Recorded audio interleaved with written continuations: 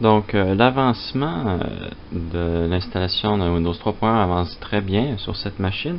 Franchement, je suis agréablement surpris par cette machine.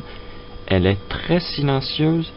Ça, c'est pour tous les périphériques. En fait, tous les lecteurs de disquettes sont silencieux. Même le lecteur CD-ROM, c'est juste pour dire si on l'entend tourner. Le disque dur, lui, ici, se fait quand même très calme quand il ne charge pas. Mais franchement, cette machine est magnifique. Puis en ce moment, je suis en train d'essayer avec ma version Encarta en anglais 97 pour justement tester les capacités de cette machine.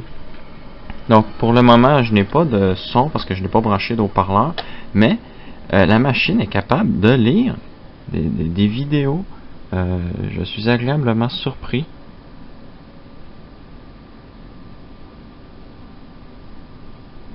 Si on a un ralenti, si je mets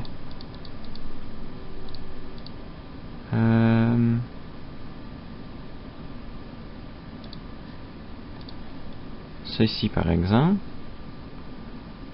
donc ce sont tous des vidéos qui sont incluses dans le CD-ROM d'Encarta. Donc si j'enlève le turbo, vous allez voir que ça va vite changer. Voilà.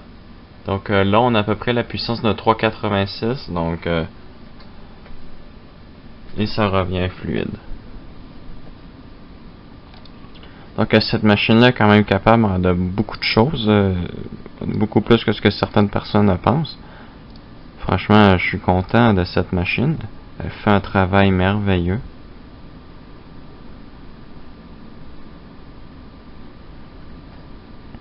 Aussi, c'est branché sur un écran de 18 pouces plat avec une très belle qualité d'image. Vous ne pourrez pas le voir, mais franchement, c'est merveilleux. Windows 3.1 est en 800 par 600, 16 millions de couleurs en 85 Hz, donc c'est magnifique.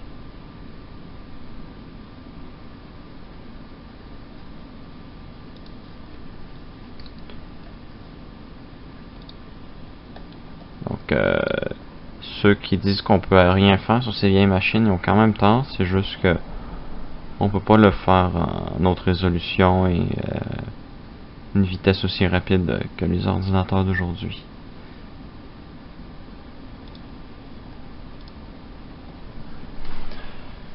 Donc, merci d'avoir écouté cette courte vidéo sur comment vont les avancements sur Windows 3.1.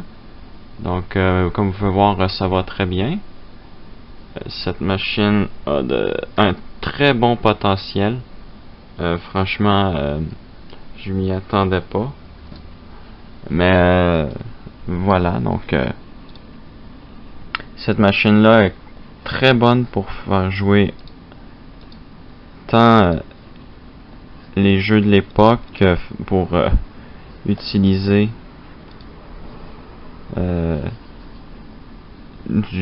des programmes Windows 3.1 et DOS. Donc franchement, cette machine-là est très bien.